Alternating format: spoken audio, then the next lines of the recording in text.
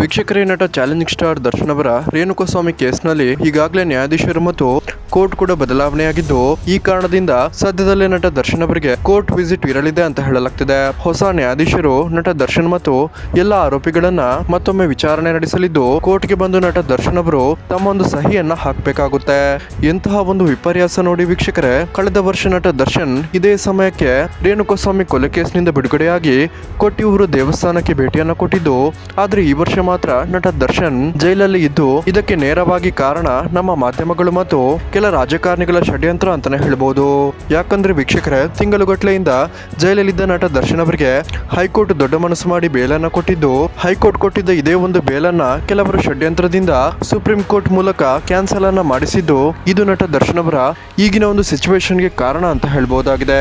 ನಿಜಕ್ಕೂ ವೀಕ್ಷಕರೇ, ನಟ ದರ್ಶನ್ ಆದಷ್ಟು ಬೇಗ ಎಲ್ಲ ಆರೋಪಗಳಿಂದ ಮುಕ್ತರಾಗಿ ಜೈಲಿಂದ ಹೊರಬರಲಿ ಅಂತ ನಾವೆಲ್ಲರೂ ಕೂಡ ದೇವರಲ್ಲಿ ಪ್ರಾರ್ಥನೆಯನ್ನ ಮಾಡ್ಕೊಳ್ಳೋಣ. ನೀವು ಡಿ ಬಾಸ್ ಫ್ಯಾನ್ ಆಗಿದ್ದಲ್ಲಿ ಈ ವಿಡಿಯೋವನ್ನ ಲೈಕ್ ಮಾಡಿ ಮತ್ತು ಈ ಚಾನಲ್ ಅನ್ನ ಸಬ್ಸ್ಕ್ರೈಬ್ ಮಾಡ್ಕೊಳ್ಳಿ.